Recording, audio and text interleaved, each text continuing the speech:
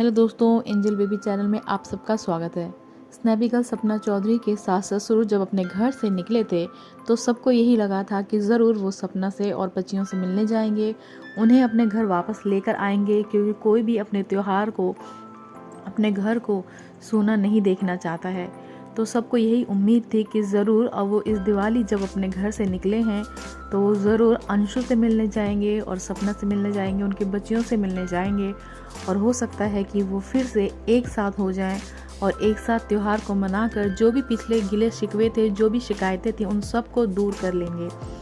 लेकिन अभी जो चीज़ें हुई हैं उनसे साफ पता चल रहा है कि उनके मन में अपनी पोतियों के प्रति प्रेम तो है, लेकिन उसके बावजूद भी कुछ चीज़ें हैं जो उनको इस चीज़ से रोक रही है। सपना ने अपने व्लॉगिंग में वीडियो डाली है, उन्होंने बताया है कि उनके सास ससुर किसी भी एक इंसान के कहने से चल देते हैं, जो उनके साथ थोड़ा भला करता है वो उसके ऊपर पूरी तरीके से निर्भर हो जाते हैं। गौरतलब है कि सपना के सास ससुर अपने घर से सीधा अंशु के घर में गए, जो कि सपना की सास के भाई का घर है, और वहीं पे वो 5-6 दिन, जितने भी दिन हैं त्यौहार के टाइम पे वहीं रही, वहीं उन्होंने त्यौहार को मनाया। वहाँ से अंशु ने भी एक वीडियो शेयर की और उसमें उसने दिखाया कि किस तरीके से सपना के सास ससुर उससे मिले, फैमिली से मिले। उन्हें बहुत दुख तो होता है, क्योंकि जो उनके घर के हालात हैं, जो वो सिचुएशन में हैं, वो सिर्फ वही जानते हैं, क्योंकि उनका दुख बहुत बड़ा है। उस दुख की हम कल्पना भी नहीं कर सकते हैं, क्योंकि उन्होंने अपने 2 जवान बेटों को खोया है। एक समय पे वो अपने घर में खुशियाँ मना रहे थे, हर एक चीज़ की वहाँ पे पूर्ति थी, लेकिन आज वो टाइम है कि वो घर पूरा सूना पड़ा है। क्या वो सूनापन उनके कानों को नहीं झंझोड़ता होगा? क्या वो सूनापन उनको बेचैन नहीं करता होगा? दिन तो उनका कैसे भी कट जाता होगा, लेकिन जब रात होती होगी तो क्या उनको वो तन्हाई डसती नहीं होगी? क्या वो तन्हाई उनको काटती नहीं होगी? लेकिन बावजूद उसके भी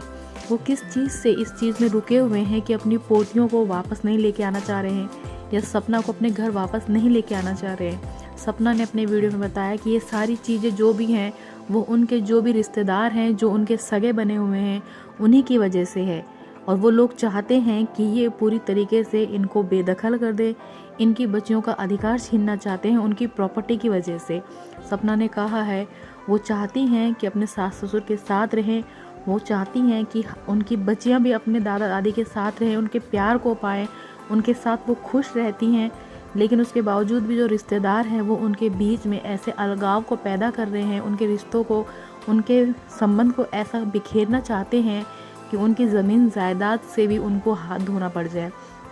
सपना एक टाइम पे कह रही थी कि उन्हें किसी चीज़ का लालच नहीं है, उन्हें कोई चीज़ नहीं चाहिए, लेकिन सपना इन चीज़ों से बहुत ज़्यादा निराश हैं कि लोग किस हद तक पैसों के लिए गिर गए हैं, कि वो न केवल रिश्तों को देख रहे हैं बल्कि ये भी नहीं देख रहे हैं कि 2 मासूम बच्चियों की ज़िंदगी, उनका भविष्य दांव पे लगा है। उसके लिए सपना ने अपने आप को बहुत मजबूत किया है, और जैसे सपना के जितने भी सपोर्टर थे, हर किसी ने कमेंट करके यही चीज़ कहा कि आपको अपनी बेटियों के हक के लिए लड़ना है, आपका हक है, आपका अधिकार है उस घर पर, उस घर की प्रॉपर्टी पर, तो आप उस चीज़ को ऐसा छोड़ नहीं सकती हैं, क्योंकि ये सिर्फ आपकी बात नहीं है, आपकी बेटियों के और उनके आने वाले भविष्य की भी बात है, क्योंकि वो उस घर के दोनों बेटों की औलाद है, तो वो उनका हक है, कोई उनसे उस चीज़ को छीन नहीं सकता है। अगर आप हर चीज़ छोड़ती जाएंगी तो देखिए, कोई भी इंसान चाहे इस धरती पर कितनी भी दौलत, कितनी भी प्रॉपर्टी अपने लिए कमा ले, वो लेकर नहीं जा सकता, वो यहीं छोड़ कर जाएगा, यहीं रह जाएंगे, ये ज़मीन जायदाद सब यहीं रह जाएगी, कोई अपने साथ लेकर नहीं जाता है। तो सपना के सास ससुर को भी ये चीज़ समझनी चाहिए कि वो ज़मीन जायदाद छोड़कर ही जाएंगे, और उनके जो रिश्तेदार हैं, जो उनके आपस में फूट डाल रहे हैं, वही उस चीज़ का फ़ायदा उठाएंगे, चाहे वो कैसे भी वक्त से गुजर रहे हैं, उनके बीच में कैसी भी नोक झोंक है, लेकिन उसके बावजूद सबसे पहले उन्हें अपनी पोतियों के बारे में सोचना चाहिए, क्योंकि वो उनके बेटों की बेटियां हैं, तो वो अपना खून है, उनका अपनी औलाद है, उनके बारे में उनको सोचना चाहिए। लेकिन सपना ने उन रिश्तेदारों को खूब वार्निंग दी है, जो उनके रिश्तों को ख़राब कर रहे हैं और चाहते हैं कि जो भी उनके सास ससुर हैं किसी भी तरीके से उनकी बेटियों से संपर्क ना कर सकें, उनके साथ ज़्यादा कांटेक्ट में ना रहें, क्योंकि हो सकता है ऐसा होने से उनके बीच में फिर से दादा दादी का प्यार उजागर हो जाएगा। क्योंकि गौरतलब है कि वो अंशु के वहाँ पे 5-6 दिन रुक के आए, लेकिन जब वो आते वक्त वो रास्ते में ही सपना उनकी बेटियों से मिल के आए, वहाँ ज़्यादा टाइम नहीं रुके। तो सपने ने कहा अगर वो ज़्यादा टाइम रुकते तो बहुत अच्छा होता, क्योंकि दोनों बेटियाँ बहुत खुश हुई थी, उन्हें बहुत खुशी हो रही थी और वो चाहते थे कि थोड़ा और वक्त रुकते। लेकिन जो रिश्तेदार हैं वो मनों में ऐसी कड़वाहट को डाल रहे हैं, वो रिश्तों को इतना ख़राब कर रहे हैं कि हम चाह कर भी कुछ नहीं कर पा रहे हैं। लेकिन सपना ने हर चीज़ को एक समय पे छोड़ दिया है कि जो समय आएगा और वक्त आएगा वो हर किसी को देख लेंगी और हर किसी के जो चेहरे पे नकाब है वो भी उतर जाएंगे और वक्त से पहले कोई चीज़ नहीं होती है। पर उन्होंने साफ तौर से कहा है कि जो उनका हक है, उनकी बेटियों का हक है, वो किसी भी तरीके से उसको नहीं छोड़ेंगी। और जैसा कि उनके पास कई तरीके से बातें आ रही हैं कि प्रॉपर्टी को बेचा जाए, जो मथुरा की प्रॉपर्टी है उसे बेचा जाए, या फार्म हाउस है उसे बेचा जाए, कि उन्हें उनकी ज़रूरत नहीं है उसके साथ। लेकिन उन्होंने कहा है कि नहीं, आप जब तक हैं आप उन्हें रखिए, देखिए, क्योंकि ये उनके बेटों ने बनाई हुई प्रॉपर्टी है। वो किसी भी तरीके से इसे बेचना नहीं चाहती है, वो क्यों इसको बर्बाद करेंगी।